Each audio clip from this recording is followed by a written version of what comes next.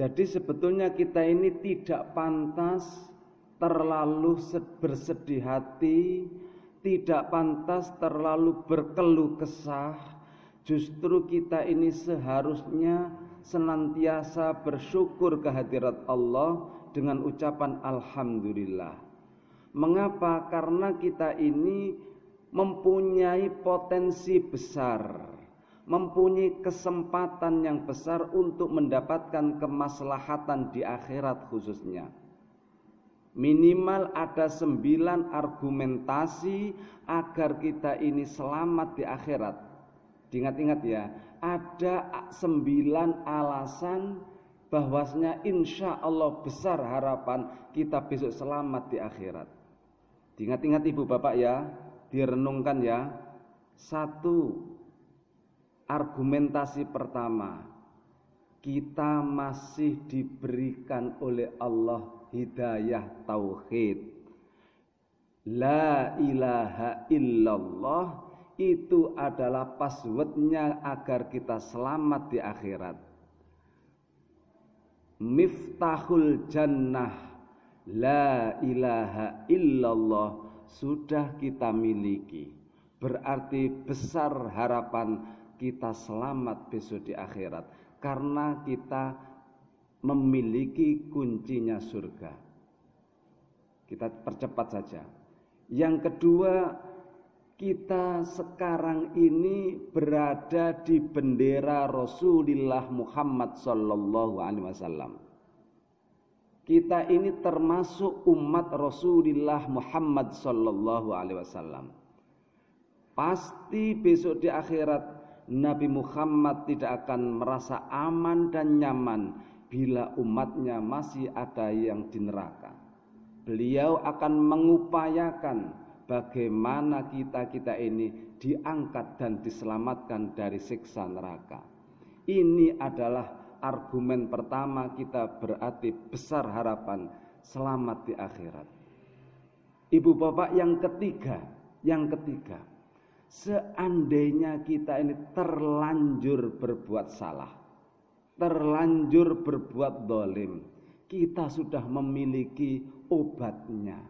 Kita sudah memiliki alat untuk menetralisirnya. Apa itu diantaranya? Rabbana la tu'akhidna in nasina au akhtana. Ya Allah, jangan engkau menghukum kami, jangan engkau menyiksa kami jikalau nanti kami terlanjur lupa dan berbuat salah. Ini adalah alat untuk menetralisir. Ya Allah, nanti bila kami salah ataupun dosa, lupa atau sejenisnya, jangan engkau siksa kami. Ini adalah obat untuk menetralisir kesalahan kita. Yang keempat, hadirin ibu bapak sekalian, semua umat Islam termasuk umat Rasulullah Muhammad SAW tidak ada yang masuk surga karena amal ibadahnya.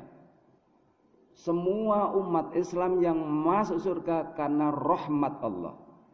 Padahal rahmat Allah lebih luas dari segalanya.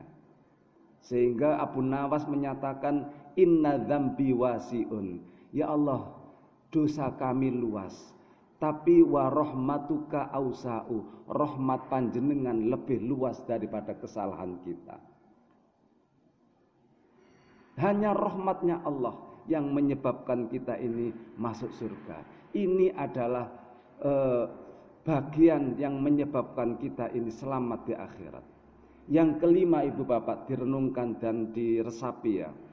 Setiap waktu, setiap jam, setiap menit, orang-orang yang sudah meninggal di dunia, khususnya di alam kubur, didoakan oleh umat sejagat ini. Orang yang sudah wafat ribuan tahun yang lalu sekalipun, sampai saat ini dan insya Allah ila yaumil qiyamah, kita doakan mereka-mereka itu.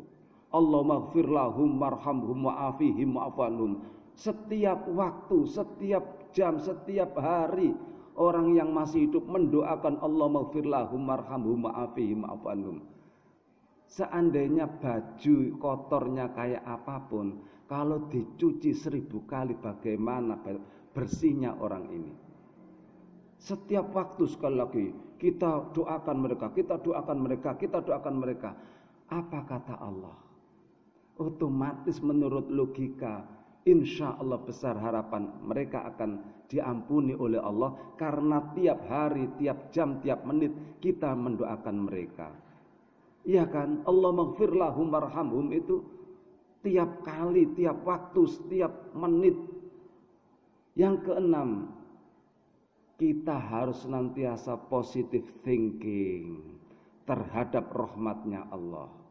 Kita harus positive thinking, husnudzon bahwasanya kita ini selamat besok di akhirat. Karena rahmatnya Allah.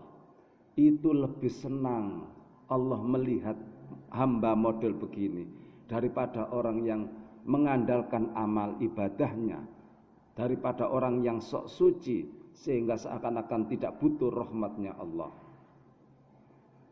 Ibu bapak sekalian, yang ketujuh adalah Rahman, direnungkan ya.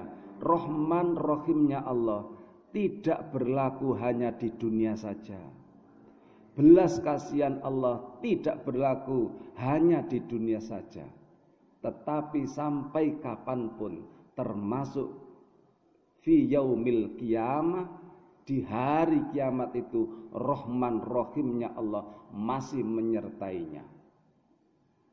Tidak hanya di dunia saja, di alam kubur, di hari kiamat besok, kita harus yakin dan percaya Rahman Rahimnya Allah senantiasa kita butuhkan, senantiasa Rahman Rahimnya Allah menempel menyertainya. Yang kedelapan argumennya ya, kita senantiasa mengucapkan ikrar raditu billahi robba wa bil islami dina wa bi muhammadin nabiyya wa rasula.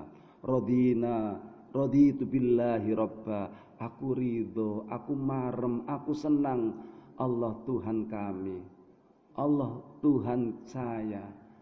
Kalau sudah demikian, Allah pun pasti menjawab, iya saya pun rela dengan kamu sebagai hambaku. Kalau kedua-duanya sama relanya, otomatis mesra di dalamnya. Ini kan logika. Kalau kita ini ridho kepada Allah, Allah pasti ridho kepada kita. Dan yang kesembilan, argumen bahwasanya kita ini berpotensi selamat di akhirat adalah syafaatul Quran. Kita mempunyai sarana penyelamat besok di akhirat. Wasilah selamat di akhirat di antaranya adalah Al-Quran. Iqra'ul Qur'ana fa innahu ya'ti yaumal qiyamati syafi'an li ashabi. Quran akan membantu kita. Tidak cukup Quran, ditambah lagi yang lebih dahsyat lagi, syafaatul Rasulillah, merupakan syafaatul uzma. Ini adalah sarana penyelamat kita di akhirat. Dengan 9 argumentasi itu, maka sangatlah tidak pantas apabila hidup berkeluh kesah yang berkelanjutan. Justru kita harus mengedepankan syukur dan alhamdulillah. Sehingga apapun kondisi kita, bila kita senantiasa bersyukur dan alhamdulillah, imun kita akan tetap terjaga.